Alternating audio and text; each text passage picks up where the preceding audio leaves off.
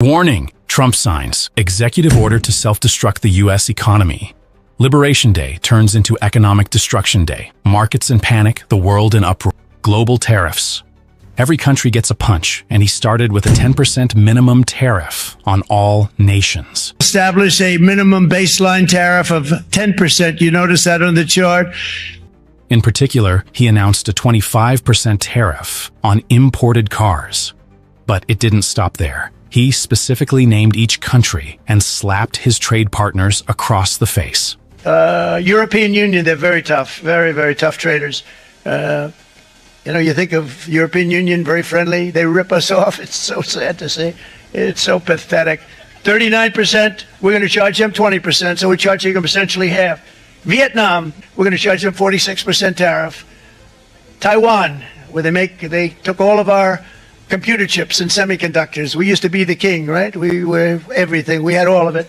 Now we have almost none of it, except the biggest company is coming in. We're going to end up with almost 40%. Lee Zeldin's working to get their approvals. Could Trump's political decisions have played a key role in this downturn? Looking back at the GDP forecasts over the past 2 months, 8 weeks ago, forecasted plus 3.9%. 4 weeks ago, forecasted plus 2.3%. Last week, forecasted minus 2.8%.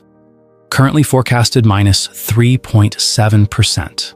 In just 8 weeks, the economy has completely shifted. The economy could have grown stronger if it weren't for the policy decisions causing instability. And one question arises. If Trump had simply turned a blind eye and let things unfold naturally, could the economy have been more stable? This is the beginning of Liberation Day in America.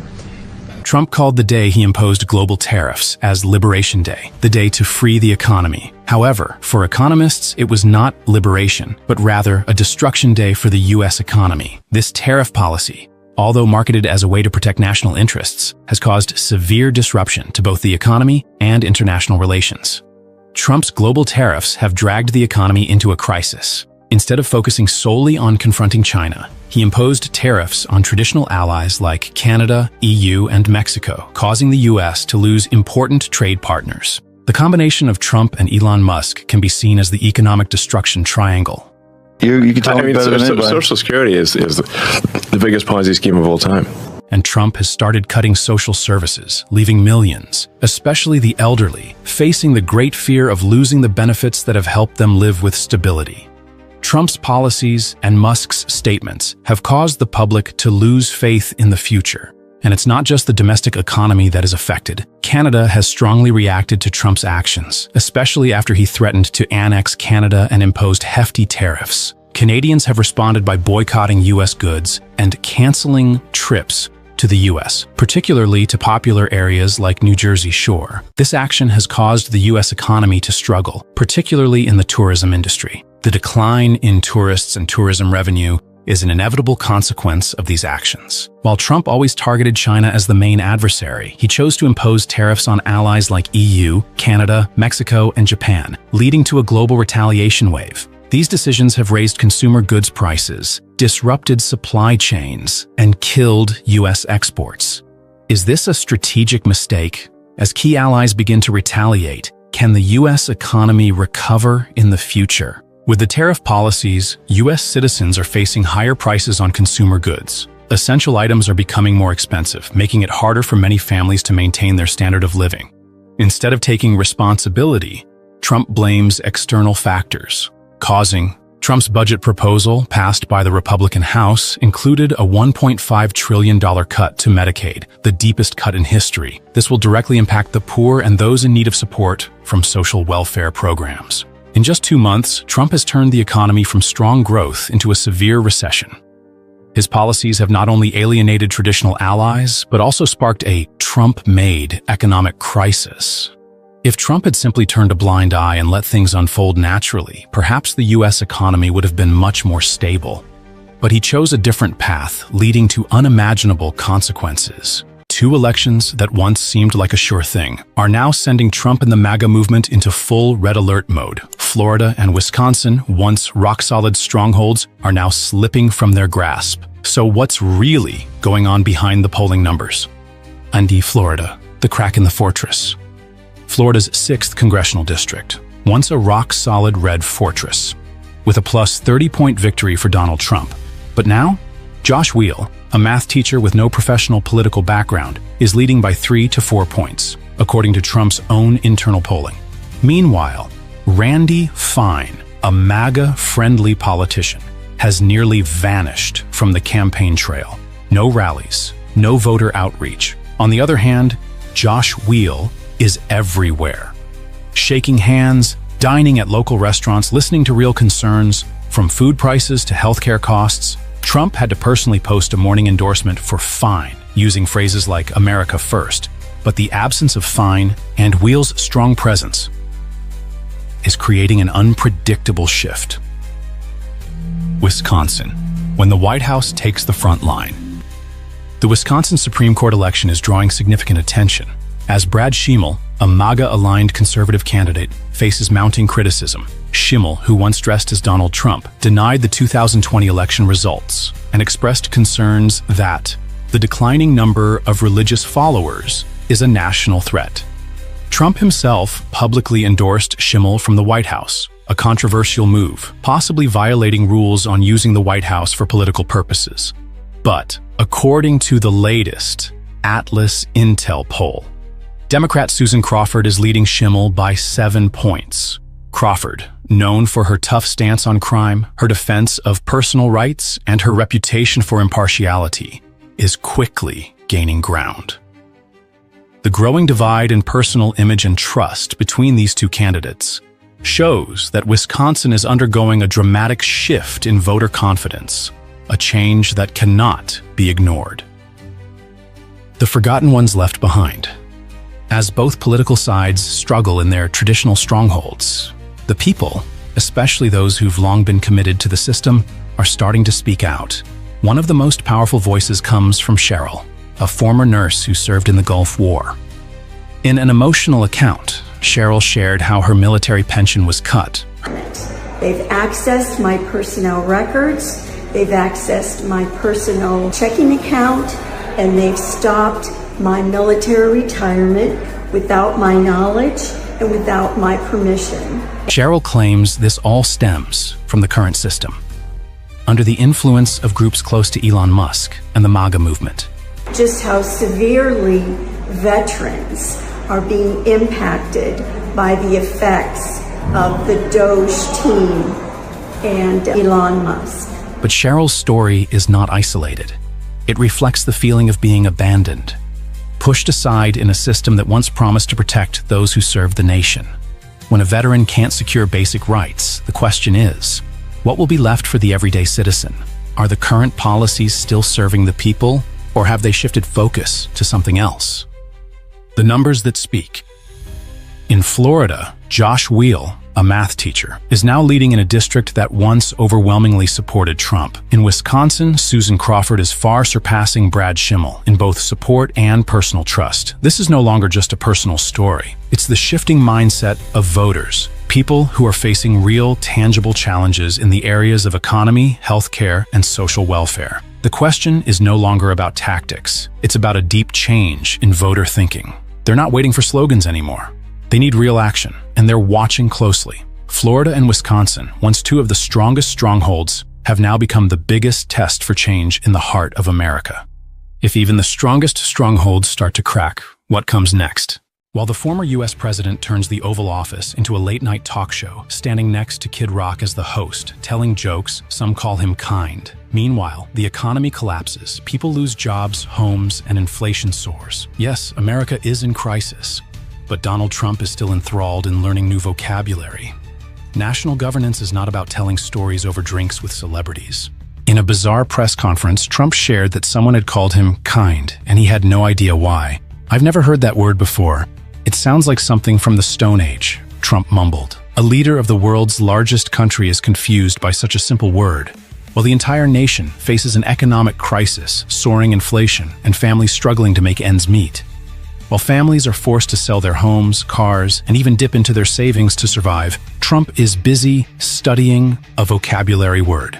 This isn't just a lack of attention, but also highlights a vague approach to leadership. Trump not only lacks a plan for economic rebuilding, but he also seems to lack the empathy for the hardships Americans are enduring. When asked about his global tax strategy, Trump responded vaguely, "We'll see." A response as brief as it could be for a strategy that could shake the U.S. economy. Yet he calls this the new golden age of America. But in reality, the consequences are clearly evident. The stock market has plummeted, inflation has soared, and GDP is projected to drop by 2.8%. Meanwhile, the public is struggling with skyrocketing living costs, cuts to welfare programs, and rising unemployment. And yet, Trump still takes pride in a golden age. But in reality, the economy is heading into crisis, and there's nothing to be proud of. The numbers prove otherwise, and the people are paying the price for this lack of understanding. Trump continues to make controversial decisions, forcibly deporting immigrants without following proper legal procedures. A female student was abducted off the street by ICE agents with no charges or explanation. When asked about these actions, Trump responded coldly, "I haven't looked into it closely. I'll check later." Moreover, 17 other immigrants were secretly deported to El Salvador without court approval. These actions not only violate human rights, but also disregard court rulings. For Trump, it's all about action without the need for law. This clearly reflects his contempt for justice and human rights in his strategy. When asked about running for a third presidential term, something that violates the Constitution, Trump responded jokingly, "I hear there's a way. I haven't looked into it, but it's interesting." A vague statement, but with a dangerous message. Is Trump really considering violating the Constitution to maintain power? In MAGA land, anything crazy can become policy. While this might have been a joke, it clearly reflects a lack of respect for the rule of law. If Trump is actually serious about running for a third term, what kind of nation would we be facing? The U.S. economy is facing a real crisis. Rising interest rates are pushing borrowing costs and consumer spending through the roof. Families are forced to sell cars, sell homes, just to make ends meet. Retirees are waiting for cut benefits, and veterans are losing access to healthcare and jobs. The stock market is bleeding red, and the global economy is on the edge of a recession. Meanwhile, Trump continues to focus on irrelevant stories like Tesla and Dogecoin. This not only reflects his lack of concern for the current crisis, but also shows his unrealistic dream of a golden age economy that he is trying to paint. Can these vague stories really help the people navigate through this economic crisis? While the economy is in crisis, Trump continues to share stories about Tesla and Dogecoin as if they're interesting distractions, instead of discussing real solutions for the economy. His calls for a golden age hold no value when people are facing serious problems. There's no plan for economic rebuilding, no solutions for the people, just a former president living in his own world, dreaming of a third term and selling Tesla cars from the White House like an Instagram influencer. Does Trump truly understand that the people don't need these pointless stories? They need real solutions, and that's something he completely lacks. Then address the real issues facing the American people, the struggles that the American people are facing. We find ourselves wasting endless amounts of time discussing Trump's absurdities. Right after the 2020 election, Trump declared that the victory was stolen. Even though dozens of courts rejected his lawsuits due to lack of evidence, that obsession didn't just divide the country, it eroded public trust in democracy. Bernie didn't sugarcoat it. That is a lie. And a lie, backed by power, becomes a systemic risk, not just a personal flaw. You've been outspoken against Trump. Do you see why people like him? I do. Gets up there, he rants and he does his thing, and he's not necessarily, I'm sure his advisors go crazy, but he's not reading, not reading off, he doesn't have 14. Kid Rock is one of his advisors, Hey, look. Bankrupt casinos. A fake university shut down. Hotels sold off. Trump branded himself as a self-made billionaire, but Bernie mocked it with precision. Bankrupting a casino is like burning water. Theoretically impossible. In tears. In reality, Trump inherited hundreds of millions from his father and used television fame to build a brand. When he entered politics, he brought the same habit with him. Overhype. Exaggeration. The show. Own rebuke, as I'll call it, and basically said that you think President Trump needs to turn off Fox News and, quote, read the Constitution. You know, the guys who wrote the Constitution back in the 1790s were nobody's fools. What they wanted to do is have a separation of powers between the executive. The Trump Foundation, once a long-running charity, was shut down by court order for abusing donation funds. One purchase stood out. Trump spent charity money to buy a portrait of himself. If Bernie flies coach and shouts about universal health care, Trump buys art of himself and calls it leadership. This isn't just a personal scandal. It's a bigger question. Does ethics still have a place in modern politics? Who do you like more, Bernie Sanders or Hillary Clinton? Well, I actually think that Bernie would be easier to beat, even though he shows up a little bit better in the polls, and I may be wrong, but what I do like about Bernie is that when he loses, because the system is rigged against him, totally, just like it was rigged against me. I mean, the system is rigged. And if Trump promised to repeal and replace Obamacare with something better. But after 4 years, all we got was, it's coming in 2 weeks. That broken promise looped like a faulty alarm clock, while Americans lost health coverage and struggled to afford insulin. Trump's best healthcare plan lived only on Twitter at 3 a.m. I think it ends very simply the way it should end in a democratic society, and that is the American people make the decisions. Do you really want to cut? Bernie Sanders didn't read from a teleprompter. He didn't play the polished politician. He stripped away Trump's image, layer by layer. A fake populist. Massive tax cuts for billionaires, disguised as help for working people. Alternative facts instead of real policy. He didn't need to yell. Just telling the truth was enough. To watch Trump melt like ice cream under the Mar-a-Lago sun.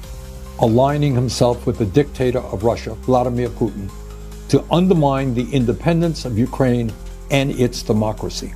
Bernie asked it plainly, how can a man call himself a humanitarian leader while siding with Netanyahu in a war that has killed over 45,000 Palestinians, injured 100,000 more, mostly women and children? He also reminded us, Trump called Putin his friend. While our European allies bled to protect Ukraine, these aren't accusations, they are facts that force us to question America's future role in the world. Because we have a message for Mr. Trump. When Bernie speaks, he speaks for those who can't afford insulin, who can't send their kids to college. When Trump speaks, he dodges investigations, he deflects, he diverts to whatever keeps the spotlight. One speaks to fix the system, the other to exploit it. And when Bernie's truth bomb detonated on air, it didn't just shake the walls of Mar-a-Lago. It shook the entire landscape of American politics in 2025. What is Fox News trying to hide? The impacts they promote are changing the immigration policy, the national budget, and the rights of the people. And in the end, you are the one who has to pay the price. Billionaires and national budget Fox News recently promoted a message that the government could not effectively handle the budget without the intervention of billionaires.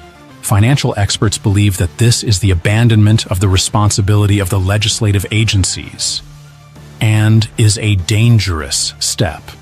When politicians refuse to cut unnecessary expenditures for fear of losing voters. Data from 2024 shows that the contributions from tycoons have increased nearly 30% in recent political campaigns, strongly affecting important decisions, which lead to increasingly dependent national budgets.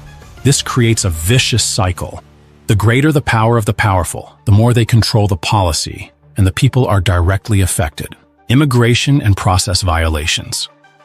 We also cannot fail to mention immigration issues, especially mass deportation, not through full legal process. According to a report from the Ministry of Security, about 250,000 people have been expelled in the past year, without having enough clear legal evidence.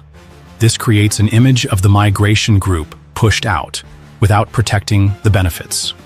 Moreover, some judges have criticized these policies, affirming that such deportation is a violation of the rights of those who are looking for new opportunities. Fox News and criticisms for the judge. Fox News constantly criticized the judges who have decided to block these expulsions. For example, in December 2024, a judge ruled to ask the government to stop the expulsion plans for migrants. The reason being that the legal process has not been complied with. Fox News immediately condemned this decision, saying that this was a hindrance to national protection measures. But what is the truth behind? The judges simply enforced the law but were criticized for protecting the legal rights of citizens. This is a clear example of how legal principles are being distorted for political purposes. In reality, the judges were only doing their duty by ensuring that laws are followed and that everyone, regardless of their status, receives due process, sowing fear and reason behind the deportation. We cannot ignore that migration groups and refugees are often associated with negative images, especially gang threats. The campaigns from media channels like Fox News deliberately amplified the images of gangs to justify the deportation. The latest figure from the Federal Investigation Department shows that only about 7% of the total number of migrants are related to organized criminals. However, it is not difficult to realize that making statements like, "These are dangerous criminals," has contributed to a sense of fear in the community. This not only harms the honor of migrants, but also sparks the distinction between refugees and other population groups.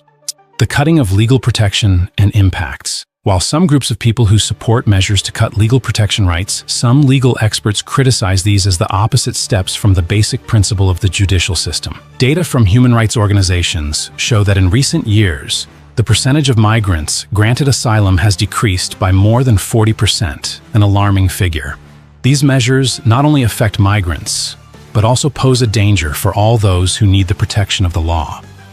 This is not just about immigration. It's about the core values of fairness and justice that should govern our society. If we allow these protections to be eroded, what does that say about the future of our legal system? It's a slippery slope where basic human rights could be compromised for political gain. So what is the solution for this problem? Can we find a more fair approach where everyone is treated properly and not overcurrent? Do not miss the next analysis in the video.